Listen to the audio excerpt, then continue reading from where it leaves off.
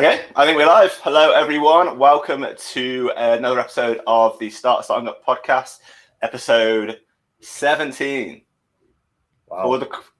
All the critics said we wouldn't make it this far. 17. They're like, you'll never get there. That's just crazy thinking. But we're here. We're doing it. I've got Josh, the co-host, on the line. How's it going, man? There. Other way. There you go. You're so confused. You're gonna have to explain. I know you probably already explained your laptop situation, but the fact that you're moving through a broken laptop to a TV, through a camera, mate, I'm impressed. Like, you've come a long way. And I think I'm doing a good job. So if you don't follow my Instagram or my stories on YouTube closely, it's going to be a bit of a different setup this week. And if you don't follow those things, you won't know why. So behind me, I'm actually sat in the corner of my room on the sofa right now, and I've got my laptop on my lap. Basically, I broke my work laptop a couple of weeks ago. I've smashed the whole thing up, the whole display. I can't do edits anymore. So the only way I can get this podcast to work is if I am sat in front of my TV in a really just last minute job setup studio. Like, I'm not in the usual situation, not in the usual studio. But Josh is saying that it's coming through. We're going to make it work. If you can see me and hear me, that's all we need. But if you're wondering why things look different and why they're a bit less polished this week, it's because my whole world stopped last week when my laptop broke. So there we are. I can't believe a man of your caliber doesn't have a backup laptop. And no.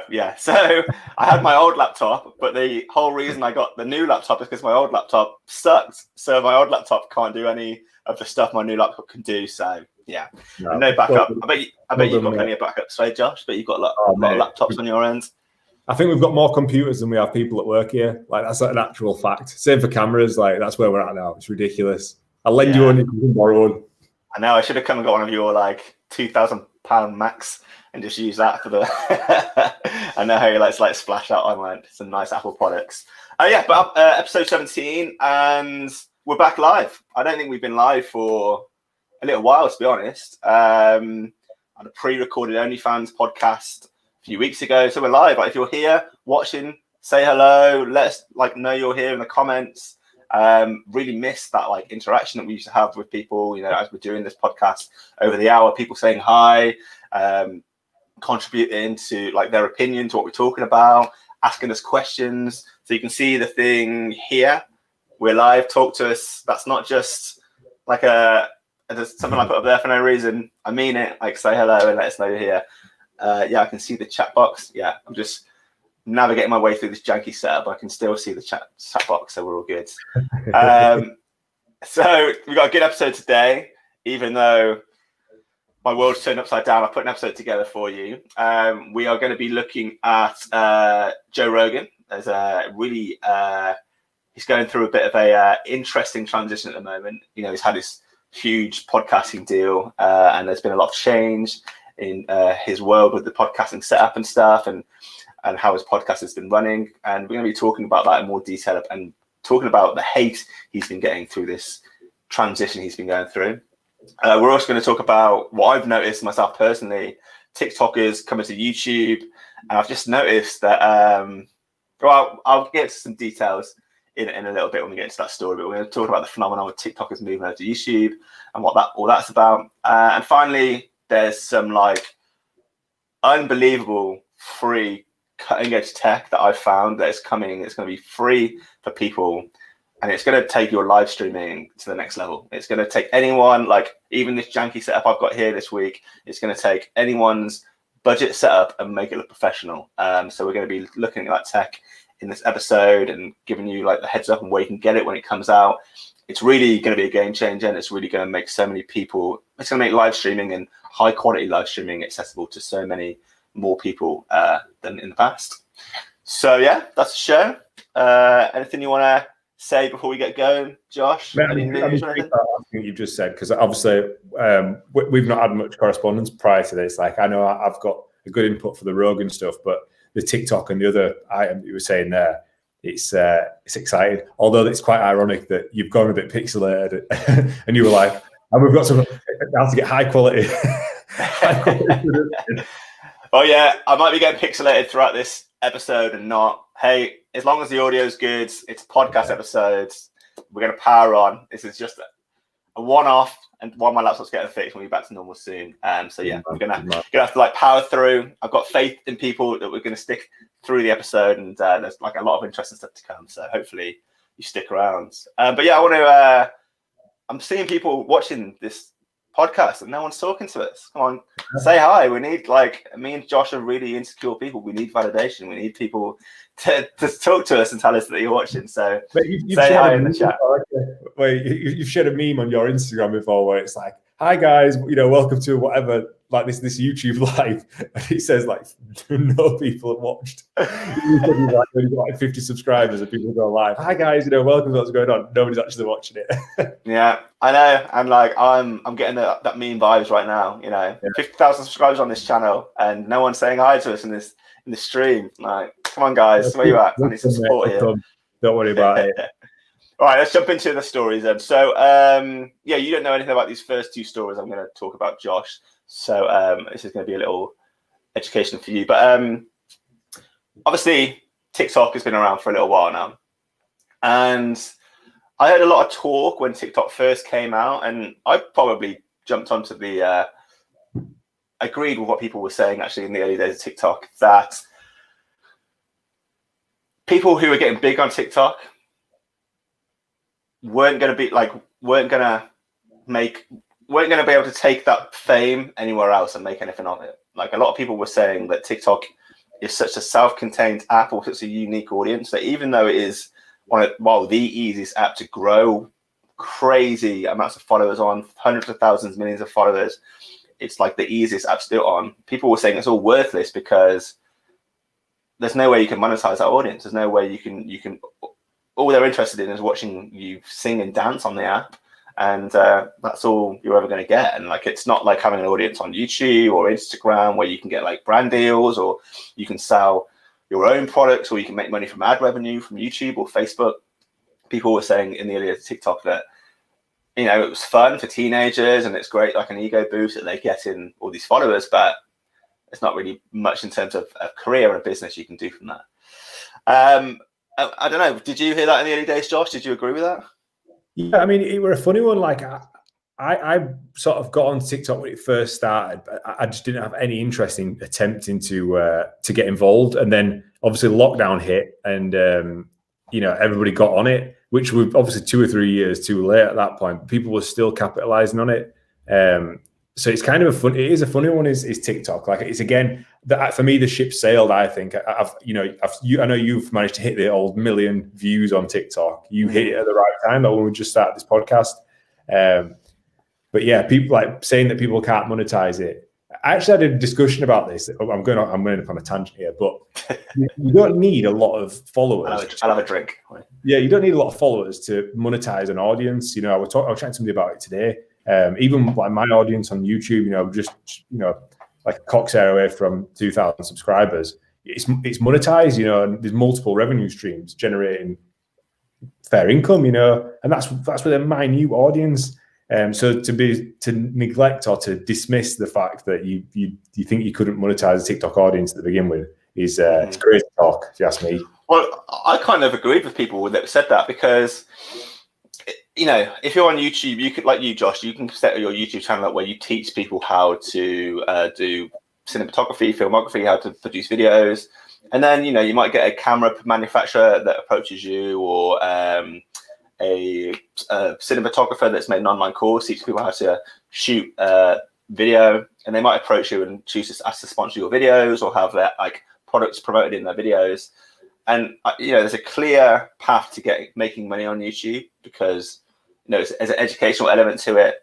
But on TikTok, because the premise of it is just you sort of miming along or singing along to a song, not many advertisers, like the argument was that advertisers aren't going to come to TikTok to ask you to promote their products because there's no overlap, and also the primary audience on TikTok up until very recently, like all throughout the past, was between like 14 to 17-year-old kids.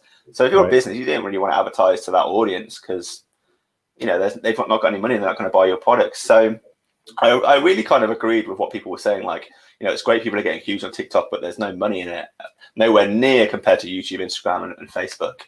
And also, like, people who I heard Logan Paul saying on his podcast that people getting big on TikTok have no transferable skills. All they can do is look good in front of the camera, dancing, but they aren't like talented enough to like make entertainment, like people that do vlogs or people that do YouTube videos, and they aren't talented enough to receive a brand deal and tie that in organically to their videos and make money from that. They just know how to dance in front of a camera, so they won't be able to sort of build a business and make money anyway. Like, that was the argument at the start. But I have noticed TikTokers are now moving away from TikTok and moving on to other platforms. And in particular, in this podcast, we're going to look at them moving over to YouTube and sort of like defying all that early skepticism and all those early critics, and like making a ton of money with their fame. So we're seeing proof now that like TikTokers are able to take their audience, take them off TikTok for one, and also crush it and make a ton of money. So I want to show you some examples here. So two of the biggest TikTokers, I am too old to know this, but I do know this. Two of the biggest TikTokers are, let's just go to the YouTube homepage. They're two sisters called Charli D'Amelio and Dixie D'Amelio. And they've I've noticed in the last like 4 or 5 months, they've recently started YouTube channels. If we go to YouTube here, Charli D'Amelio at the top, and we look at her at the top there. What? 7 million subscribers. 7 million subscribers. One of the biggest TikTokers in the world has come to YouTube and defied all the critics, brought her audience with her. Everyone was saying that the TikTok audience is so like independent and cut off from all other social media platforms. So even if you're big on TikTok, they're not even on YouTube and stuff. So you're not going to be able to grow your following anywhere else. She's completely shown that that's not true and brought 7 million of her followers over from TikTok onto YouTube. And look, she's only got, and look, with 15 videos as well, she's done it. Man. And if we go to her sister Dixie, boom, she's close behind her with 5 million subscribers, 21 videos. So this is like just a phenomenon I've been noticing. Like, these are just two very specific examples, but these TikTokers are coming over now and bringing, like, because on TikTok, the biggest TikTokers have like 30, 40, 50 million followers, around that mark at least. So, and they're able, it's the proof's in the pudding, they're able to bring that audience over from TikTok to other platforms, Instagram, YouTube, and it's happening. And these two sisters are just examples of it. And here we go, like, if we go back to Charli's channel, she's brought 7 million subscribers over. And if we sort her videos, we go to videos and look at her oldest video was. So she did a few like 9 months ago and 6 months ago, but she really started to ramp up the videos 6 months ago. Like. And let me just jump back to me and you, Josh. And one thing I noticed is like they're coming over to YouTube, like they're not just stupid kids that are just dancing on TikTok and like not having any business sense or marketing sense. They're coming over to YouTube either with like amazing marketing knowledge and ability themselves, or represented by huge marketing firms that know that are doing it for them and telling them what to do. So I noticed that like a ton of their videos on YouTube in the small time they've been on the platform are collaboration videos. So they're collabing with other massive YouTubers, which we spoke in the past is an amazing way to grow your channel. Yeah. And also promotional videos like product ads, ad videos, product placement videos. So they're bringing that audience from TikTok to YouTube. They're going to be making money from ads from those 7 million viewers watching their videos, the subscribers watching their videos, making money from product placements in those videos. They're making bank from their TikTok following. And like I just said, defying the odds from the early days where everyone said it wasn't possible to make money from TikTok. Those numbers though are just incredible. Like when you went onto that Charli page, 26 million views on a video. It's mind blowing, and rightfully so. Like they've took the time to build that audience on a different platform and brought it across. And like you said, making absolute crazy money.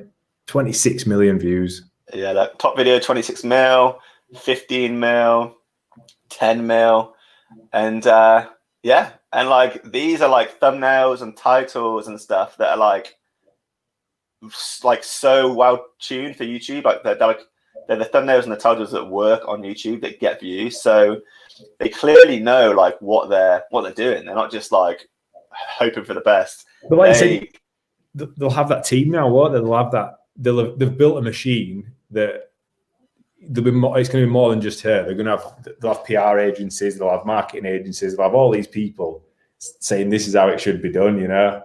Mm-hmm. Yeah, like yeah. As soon as like, I think there's a lesson in here, isn't it? Like, never discredit growing an audience. You know, even if it's on a platform that you think isn't desirable, that audience can still be extremely valuable and can be brought over to other platforms that are much more monetizable. And this is just a perfect example of it. I want to just show you her sister as well, because I think her sister is a really good example of like of playing the YouTube game really well.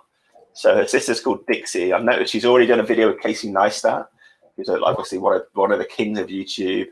Like all of the big YouTubers are jumping onto their hype, you know, to boost their own views and to help her boost hers. So she's got a video here with Addison Rae, who was another huge influencer. What else have we got? I can't see my screen. Ben Kicks down here. Taking a ride with Shaun White, the famous skateboarder. And like I said, she did one with Casey Neistat in the past. So she's playing the game, and these TikTokers are coming over and absolutely crushing the game. So I just wanted to bring some attention to that. Don't discredit any platform, and just smash what you can smash. Speaking of sort of up and coming platforms, are you familiar with Triller?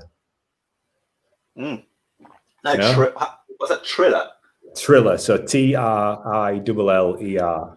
Yeah. So it's basically an exact replica, almost exact replica of TikTok, and the investors include Jake Paul, Snoop Dogg. There's a bunch of like big creators and big influencers that have invested in it, and it's literally like a replica of TikTok. It's got multiple. So instead of TikTok's got For You and your following, this has got like almost like a For You page, a music page, and a social page.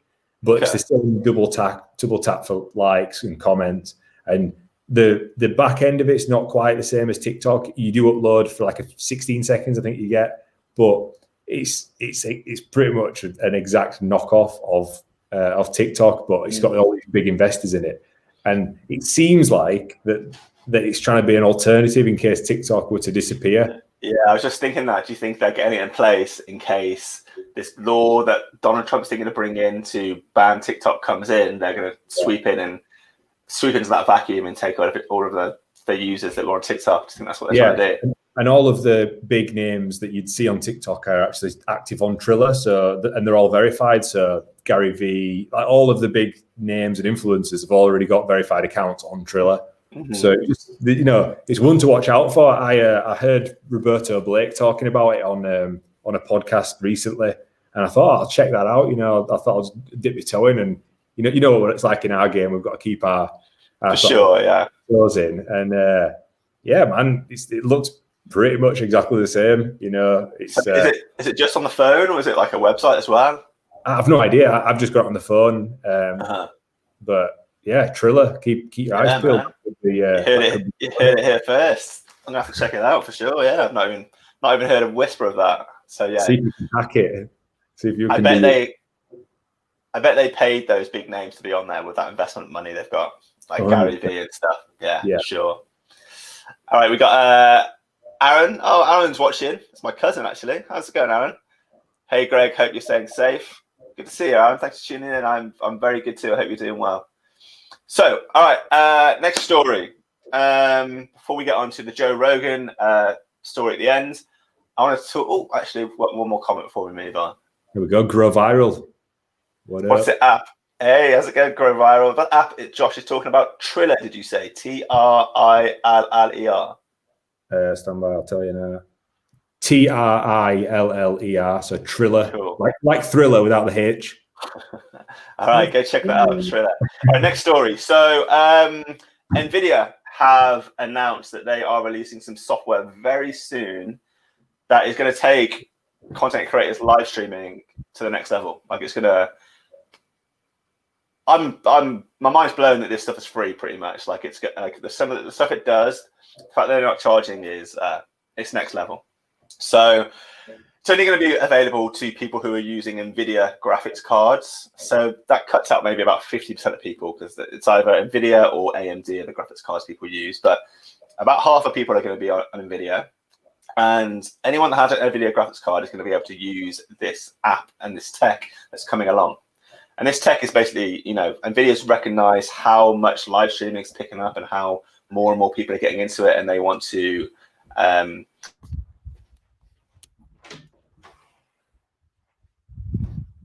Oh, you broke up.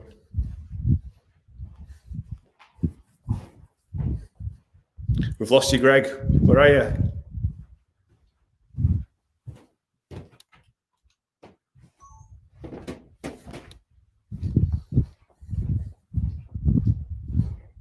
You still there? Right, if you can still hear us, keep live in the channel. We'll see if we can get Greg back. Don't know what's going on there. Let's have a look on the on YouTube.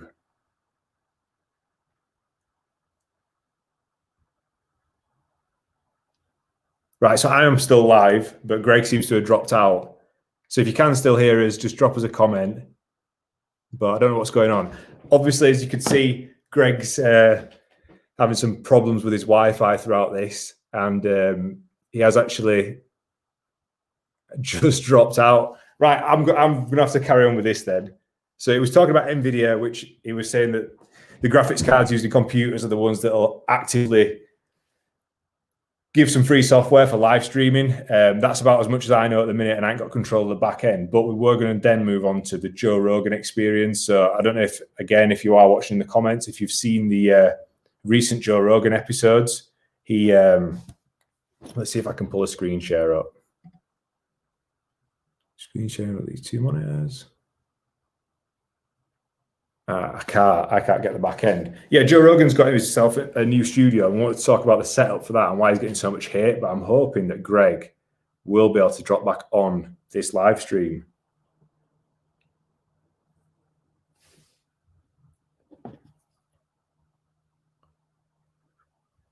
I'll give him a call.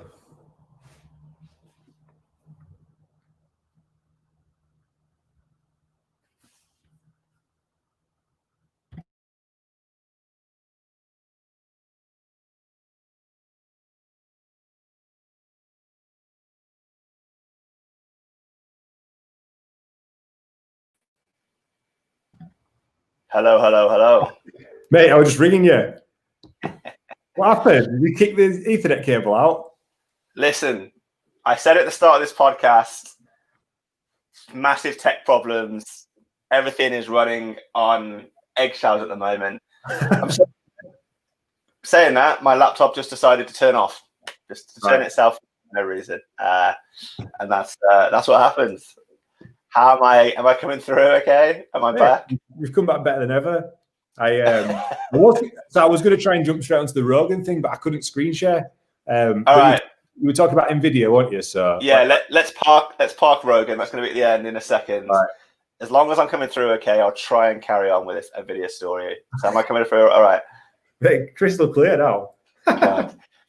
I can't wait until I got my proper laptop fixed and I'm back in my normal studio. But okay, here we go. Okay, cool. So NVIDIA, they're going to bring out some free tech for all NVIDIA graphics card users. That's going to take live streaming for each user to the next level. NVIDIA are obviously focusing on live streaming and seeing how big it's getting, and they want to get into that industry. So I've lost all my tabs I had queued up, so I'm going to have to get it up while I'm talking to you. But basically, they are releasing some software that's called NVIDIA Broadcaster app. There we go, yeah. And basically, what this app is going to do is going to have 3 features in it. First off, it's going to be able to, this is pretty standard, but it's going to do this to a better level than anything I've seen in the past. I've seen me just sat here, white wall behind me, it's going to be able to use AI to take out the background behind me. So when I'm playing a game like Call of Duty and stuff and I'm streaming, it's pretty much just going to look like I'm sat on a green screen. It will just have me on top of the game while I'm playing it, and everything behind me here will be gone, and you'll just see the game behind me. Like, it will just be me, like I'm green screened out on the game. But you won't need a green screen. It's going to use AI to do it, and I've seen it in different scenarios, and this AI is really impressive at how accurately it picks up on the person, cuts them out, cuts the background out, and leaves the person on the feed. So that's one thing it does. The next thing it does is it uses AI to track your face. So say I'm playing a game and I'm using the camera here to to record me, but I've got a big, huge window, like all this stuff around me, and I'm maybe moving my head to the right here and to the left, and you see I'm coming out of focus as well. And so yeah, like normally I'd just come out of the frame like this and you wouldn't be able to see me. But what the AI streaming app is going to do, the broadcast app, is it will actually follow you around when you're moving around the space. So you're not going to come off the frame because of like the crop that's in place. It will just move the camera to follow your face, whether you get closer or further away, left or right. It's always going to be focusing on you. So when you're playing the game, you've not got to worry about staying still in a small space. The camera's always going to be following you around when you're playing the game. Wow. So that's the second thing. First thing was the green screen without having a green screen. The second thing was the face tracking. The third thing is the most impressive thing, though. It uses AI. AI has made this new technology. I can't remember the name of it. I'll find it in a second. But it's got a specific AI technology to basically remove any background noise from your microphone, from your mic input. So, say you've got like a road outside, or someone's like banging doors in the room next to you. Normally to have like professional production level audio, you'd be in a soundproof room with all the padding and stuff, just so it's your voice coming through the feed. But what this AI does, and I'll show you an example of it in a second, the AI is incredible at how effective it is. It cuts out, it isolates your voice, and it cuts out everything else that on the fly in real time while you're streaming live. It cuts out everything else from the background, so it's just your voice coming through. Josh, man, I can see your face of disbelief, but it works, and it's insane how good this software is. Wow, I mean that doesn't sound like having obviously working in video and podcasts and all that. Like, I know how hard it is to maintain audio and maintain all that stuff, and it just, I don't know how. I mean, I'm not surprised that technology is catching up, but unreal.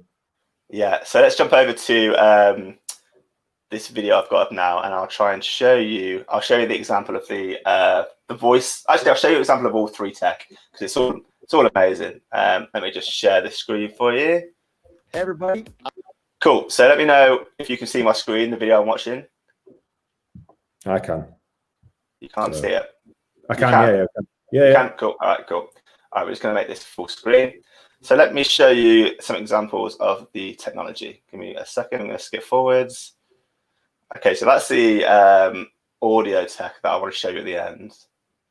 But I'll show you. Here's some of the background examples. So you see, he's sat here in a room, isn't he, with like a pretty cluttered space behind him. Yeah. And if this video ever loads, let's take a look. First up, we have the ability he's to using the app, which you may notice that I need because I have a very cluttered and messy room.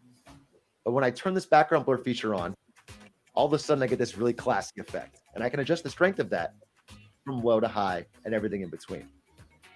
Or if I want, I can actually replace the background altogether. Now I'm in a space station with the magic of AI. It's that easy. So that's all. It's pretty bad, isn't it? Like, that's all done in real time with AI. There's no like presetting it beforehand, or like telling it, where you are and what the background is. And I know like Skype and Zoom do that, but this seems to do it so crisper than anything else I've seen. I'll try and show you. Here we go. Look, when he starts playing a game now, let me just get the browser back up. When he starts playing a game of streaming, this is actually how it's going to be used in real life. You can remove the background altogether. You can see what it actually looked like. And now I'm playing with a green screen effect without actually having it at home. It's nuts, isn't it? I don't have to play good, but at least I can look good. So that's the first example of the green screen tech. it's already out there from some other app developers, but I've never seen it done that well. And here's the example. So I'm just trying to get the video to the right point. Here's the example of the face tracking. With the auto frame feature, it's like having your own personal cameraman that follows you wherever you go. So if, for example, I want to reach over and grab my cool Valorant hat and show it to everybody, it follows me every step of the way. I just find NVIDIA broadcast. Yeah, so you're basically getting to like advanced professional level production quality with just a piece of software, with not needing any additional people in the building with you or any soundproofing. It's mad.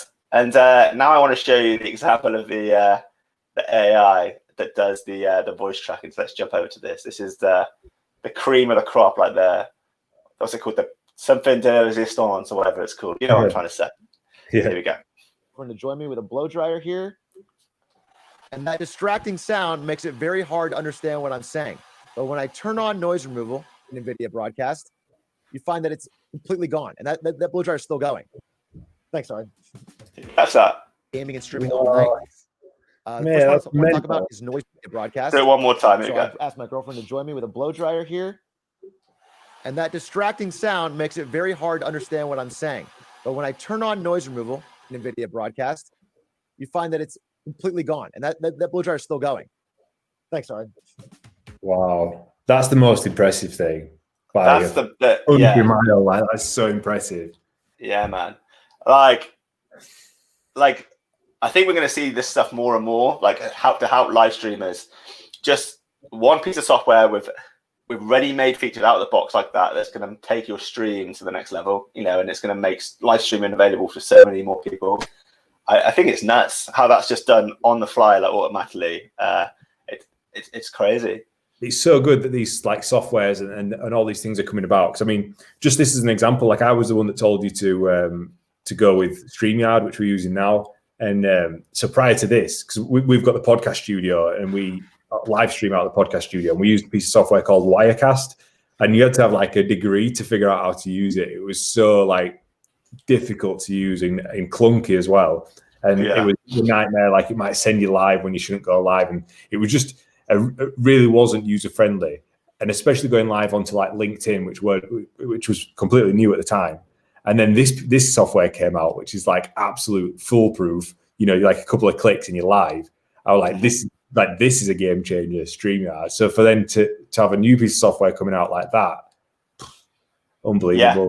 Like you said, like these ready-made, easy-to-use pieces of software for doing stuff like this is going to, there's a huge market there, and it's going to help streamers so much. Like that instance there where my laptop turned off, if we were streaming on like traditional streaming methods, the whole stream would have gone down there. But because of like the website we use in StreamYard, it kept you in the stream, it kept it going. And the same with that app. You know, you're just playing a game, one simple drop-down box, you select the feature you want, it's activated. That's all you have to do. There's no background noise, there's no messy room behind you. It's all done and ready to go. And I just thought that was amazing. It's called NVIDIA Broadcast App. It's coming out in the next few weeks. It's going to be free. So everyone should jump on that and start using it for their live streams. Free as well. All right, you want to talk us through the Joe Rogan story, Josh? Yeah, I mean, did you have any, before we get started, with any immediate points that you had about the hate? Like, have you seen any specific comments or specific things that that brought it to your attention before I start? Yeah, I can introduce us into it and set the scene if you want. I won't go to any specific points, but it came to my attention because like we've spoken on this podcast in the past about Joe Rogan's Spotify deal with his podcast, haven't we? And he was paid estimated over $100 million to give exclusive rights of all audio rights and video rights of his podcast over to Spotify, whose podcast was previously on all other podcasting platforms, same as this podcast, iTunes, Google Play, all these other podcast platforms. It's on YouTube as well. And he's going to be taking it off all of those platforms and going just to Spotify. But he used YouTube to grow his podcast and get it to the size it is, just the same way he used those other platforms. So YouTube is really important to doing podcasts. It's why we do this podcast on YouTube too. So I've always kind of had my eye on Joe Rogan's podcast. I'm really interested in obviously the power of YouTube and online video. And Joe Rogan's one of the biggest podcasters. Well, he is the biggest podcaster in the world. And he's signed this $100 million deal. So fast forward to this week. The Spotify deal is done. He's signed, dotted all the I's, crossed all the T's. First episode comes out, and he's not yet exclusive on Spotify yet. He's moved to Texas to get ready for the Spotify deal, and the people are saying that he's going to be saving a lot of tax on that $100 million that he's going to be paid by moving from Los Angeles to Texas. But he's, as part of that move, as part of this transition of the new deal, he's done his first episode now in his new studio. It's still on YouTube. It's not just on Spotify. And it came to my attention when I've just been hearing the YouTube community. I actually watched a bit of the podcast myself on YouTube. He's been getting a ton of hate for this first podcast episode in the new setting, for the new chapter of the podcast. And that's why I thought it was interesting. And we're going to talk about it. And Josh has done quite a lot of research into this podcast and obviously got his own findings and opinions that he's going to talk you through now. Yeah, I mean, so I was obviously I'm still trying to run the business at the same time as maintaining my YouTube channel. But for those that don't know, my YouTube channel is primarily based around filmmaking, tutorials, vlogs on how to produce things like this, videos, all that fun stuff behind the scenes of various shoots. And I've spoke quite in depth on this podcast on my channel about the importance of a set to start with. So if you looked at Casey Neistat as an example, he's got a set. So when Casey was on his way up, he had his New York City studio, which everyone fell in love with. It was like chaos, but people loved it because that was Casey's studio. Similarly for, the likes of Peter McKinnon, for example, like he had his own studio. People get used to it. Like the audience is familiar with it. When you watch Greg's videos, Greg's got his backdrop. He's got his little switch on the wall with the graphic around it. He's got his books on the bookshelf. Oh, that was his old setup. He's obviously just moved ever so slightly, but you still got the same aesthetic. Yeah. Rogan, everyone who ever thinks of Joe Rogan thinks of him sat with his podcast headphones on in front of a brick wall with various paintings behind him, all the American flags. So he previously had Jimi Hendrix, Elvis Presley. He's had all sorts of people on the pictures, but it was always a brick backdrop. He moved studios, took that with him. Very aesthetically pleasing.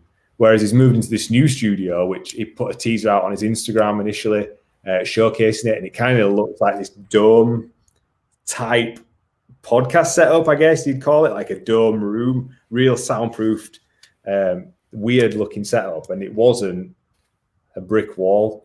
So people were a bit like, oh, what's going on here? And then obviously this week he released his first podcast, and the aesthetics of it were horrendous. So I'm just grabbing the episode now. So if we just take a quick look at that when Greg pulls it up. Yeah.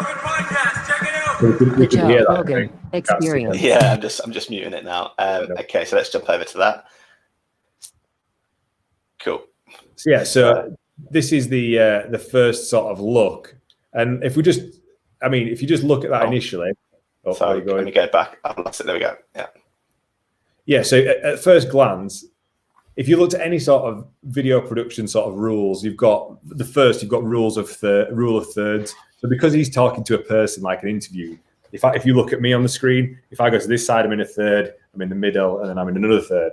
So if I was talking to Greg off camera, I'd be pointing this way, and that's how interviews are conducted. Whereas he initially is, for this first episode, he's slap bang in the middle, and he's got what it almost looks like a green screen behind him. So like the first aesthetic is the actual look of that behind him. Because the background is so close to him, it's in focus. And it's because he's using camcorders. The camcorders have got like an aperture or an f-stop of like 4. So that means that that's the amount of depth of field. So how much is in focus from the camera lens. So just to put this into context, I'm not sure if you mentioned this while I was scrambling around to get that video. He's basically been getting a lot of hate, hasn't he, since he moved studios? I don't know if you said that already, Josh. Yeah. and he's been getting hate from other YouTubers. They've been making videos about how much his new studio sucks. He's been getting hate in the comments. I'll try and get let me put this onto full screen, and I'll try and show you some of the comments. Like all his audience. Oh, okay. When I checked yesterday, there were a ton of hate about the studio, but it looks like they're all talking about the guests now. But there were tons of comments. Oh, here we go. He would have thought the new studio is like if he just started podcasting. Comment here. I prefer the old studio look. This one has no character. Yeah. So he's just getting like a ton of hate from the new studio and the new change, isn't he? And that's why we're talking about it today. Yeah, and which like change is good. We've spoke about that, Greg. Change is good, and you know you've got to keep mixing it up. But that is like absolutely kicking an audience in the face because it's so drastically different to what everyone has been used to for the last 10 years that everyone expected the brick background and a larger room to have just that professional, like the professional look of having a bit of a depth of field, a blurred background. So that's for me is like the number one like sort of problem is the cameras that he's using to get him so close to that background and all to be in focus. It looks like he's on a green screen. The second thing is his light. Oh, 1 second. I heard someone say that there's no depth of field, so there's no blur or softness behind them. And on top of that, they've used really sharp decorations behind them. So it's like one thing you could do if there's no depth of field is you could have like soft things on the wall behind you, like rounded things and soft things. But he's got real contrasty, jagged edges behind the guests. And it just really like stands out, doesn't it? And like takes you kind of out of I mean, like experience.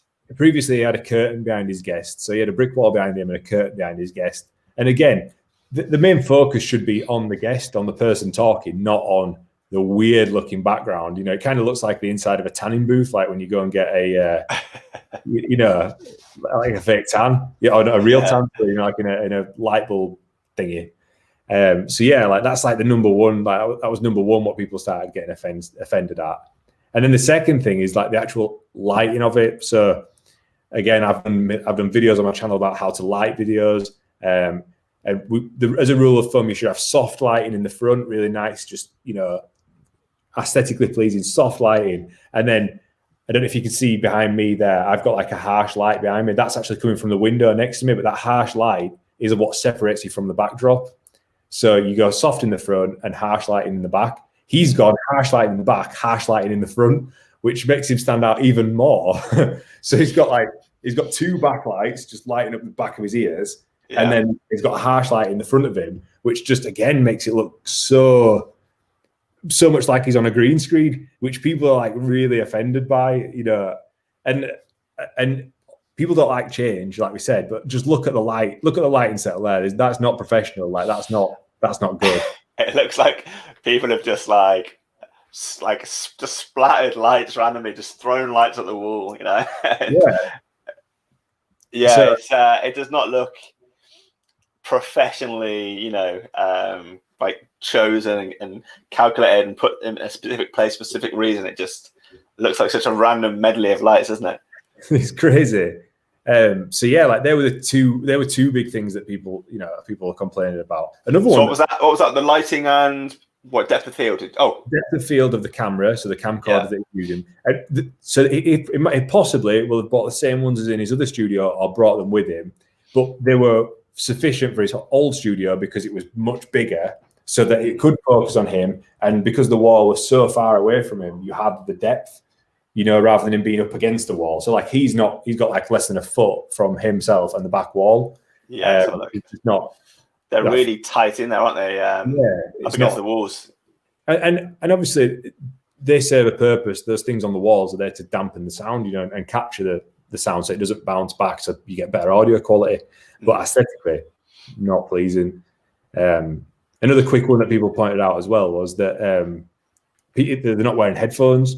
So again, if you're used to watching Joe Rogan and his like bald head or with his cap on with cans on, you know, with headphones on, him and his guest didn't wear headphones. So he's put a lot of trust in his in young Jamie, his sound engineer, to keep the game on track. But they were just a couple of things. Do you you think his audience will not like the fact that him and the guests aren't wearing headphones when they become so used to it?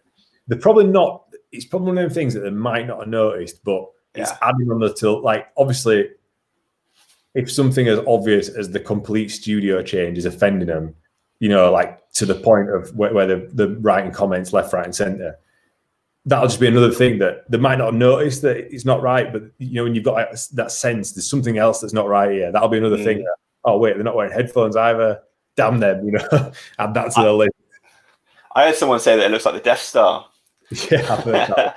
And also, like you said, it looks like they're on a green screen, doesn't it? It doesn't look like a real studio because of that depth of field. There's no difference between the person, like the guest or Joe. There's no person between the person. There's no difference between the person and the background. They seem flat.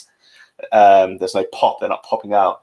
And also the lighting, like the lighting behind the guy is brighter than the lighting on his face. Like, surely he should be lit brighter than the background to separate himself from the background. But it's really distracting, that really strong light behind him, I think. Yeah, it makes him look even more scary, like in the Death Star. Yeah. So yeah, I mean, I think didn't you say before we started this podcast that he is made improvements between that one and the next episode he did in that same studio? Yeah, so if you look, I don't know if you can pull it up, the one after that episode that we've just saw there. So I'll get it up now. You'll see it's much less offensive. So they've changed the complete color of the lighting. So they've gone from like a harsh white light to a lower Kelvin. So it's a bit warmer. It's much softer. So they've made some definitive improvements. Oh yeah, for sure. Yeah. So they've really like mellowed it out. So what changes did they make then? What's the difference? Like, what technical changes did they make? So they're using the backlighting. So there's actual lighting around them soundproof sections, which you can see that, you know, underneath. So they've got rid of the harsh backlight. Just sacked that off and said, right, let's just kind of do mood lighting. And then they're using a softer light in the front. So I don't know if you can get the guest up as well. Let's see what he looks like. Oh yeah, so here we go. Yeah, he's a bit better lit, isn't he, than the previous guest? Yeah, so again, they've got the actual wall lights on, which gives a bit more character to the background rather than just a harsh, like they're almost like them Philips Hue, you know, like LED ring light. That's what they've got going on there. He's kind of lit a little bit differently, like he's still got that kind of a little bit of a harsh backlight. He's on a green screen, but Joe Rogan on it looks better. I don't really like that. I still don't like that strong light behind the heads. Like, I feel like the background should always be darker than the foreground. Maybe that's just a personal preference, but I feel like it's just distracting. You know, that big light behind the person you're looking at. Your cousin Aaron has just pointed out that they've got headphones on again. So. Oh yeah. I like in this little bootstraps studio. I'm having trouble seeing this chat box, but let's see if I can find. Oh yeah, there we go. Yeah, Aaron. Yeah, he's got headphones on. Yeah, he has. Yeah, so maybe they heard some feedback in the chat of that first episode they did, and was like, "Where's the headphones gone?" And then they got them back up for the second episode because when I checked this last night, they were getting slated by the audience in those comments. And if you just type into YouTube, look, Joe Rogan podcast studio, you'll see the videos that come up. It's all like, give me a second. Why you hate Joe Rogan's new podcast set? Why Joe Rogan fans hate his new studio? Like, people were really hating on this change. And I just thought it was like important to highlight that even with podcasts, like, there are a huge demographic of podcast listeners that watch the podcast. Like, they don't just, let me get Aaron's comment off quickly. They don't just listen to it. Like, someone was saying that the audio quality of these podcasts is amazing. Like, they've done an amazing job changing the audio. But when you're on YouTube, that's not all that matters. You need to look after the video. Like, people on YouTube watching videos care about quality. And I mean, it's hard for me to talk today. I'm in this janky ass studio this week. But like, people know that, and if you're thinking of making a podcast on, and you know, and you want it to get a lot of listeners, but you're also thinking of doing that on YouTube too, this example, like, of even the biggest podcast in the world, like, it's easy to get wrong, and you need to put time in and effort in to make sure you're getting like aesthetics on point and listening to video professionals and just commonly agreed like standards of video and how to make a video look good. Would you agree with that, Josh? Yeah, I think it's just incredible that they've made such a hiccup. Like, I don't believe that they've made a hiccup. I think they've just made like an artistic decision, or they've made like an executive decision. This is what we want it to look like, and we're going to go with it. Whereas, like, if they would have, like, so Marques Brownlee put a tweet out saying, like, Joe, I'll come down and I'll set it up. Like, please just let me help you. Like, just as an idea, as an example, he tweeted himself. That'd be like, a cool video. To be fair, MKB HD sweet. getting involved with the studio and fixing it up. Yeah, I'd watch that. Like, they could make so much, like just switching the cameras up just to have better lenses. Like going from a camcorder to something like the FS5. Like the FS5 that we've got, which is like a cinema camera. If you got something like that, for example, you can then alternate the lenses. Oh, let me get you up in full here, Josh. Oh, that's me, not you. Give me a sec. I'm going to get you in full screen here. Yeah, so if you go for something like that, we can swap out the lenses so that you've got a better glass, you get that depth of field, and it'll just make it so much better, whereas at the minute it's using what similar. It's good having it on a laptop. We can have a walk around. Yeah, I like this. We use a camcorder in our podcast studio. You can see it just there. Yeah. We've got multiple cameras. So we've got some on, where is it? That way on the wall. But we've also got backlights. But we've set it up in such a way that it's not harsh to anybody watching. Like, it's been set up properly so that when people do watch it, they enjoy seeing it. Does that make sense? Whereas obviously Joe's a bit different. Whereas that was just a huge cock up, wasn't it? This is the clip from the wide shot from the second podcast. You can see they've definitely made changes there, haven't you? There's lighting changes. But yeah, it looks like there's still teething problems there. Like, it's that's the thing. Like, it's easy to make mistakes like this, and when you change something that people are so familiar with, like, it can be a progressive journey of actually getting up to standard to a point where people are happy with it. So yeah, just thought it was really interesting to point out. This is like a big thing in YouTube culture at the moment, and I want to keep you tapped into like the latest news, and also just like to learn lessons from stuff like this. If you're thinking of doing stuff yourself, make sure to keep tabs on quality, on video quality. 100%. Yeah, sweet. So before we go, I want to, because the chat box, because of this janky ass studio and the setup I'm using this week, chat box has been a little bit hidden. I've not acknowledged a lot of people that have been speaking and piping up for this podcast. So I want to just give them a bit of recognition. So we had a bullet saying who, which I think he maybe meant to say hi but mistyped. We got a hello from Mattis, asking how I get paid so much on YouTube for every 1,000 views that I get. Just talk about the right topics. There's topics that YouTube likes you to talk about, and topics that they don't like you to talk about, and you need to make sure you talk about the right topics to make the most money. There's previous videos on that I've done, like how much you get paid per 1,000 views on my YouTube channel, that shows you actually how to make more per 1,000 views, so you can go ahead and watch that if you want to get some more information on the specifics around those topics. Had a hi from Tony. We've already said hi to Aaron. Oh, we got Josh's mate Ahmed. Hi Josh, how you doing? And it looks like that's the end of the comments. Let's get that closed. Yeah, so that's the podcast. What we had. TikTokers proving everyone wrong, coming out to YouTube and making a killing. I didn't show you in this podcast, but as well as doing those collabs, getting AdSense, they're also selling merch now. They're selling their own makeup. Those two sisters are, their own hoodies. One of them's writing a book. They're cashing in on that TikTok audience, so don't disregard TikTok.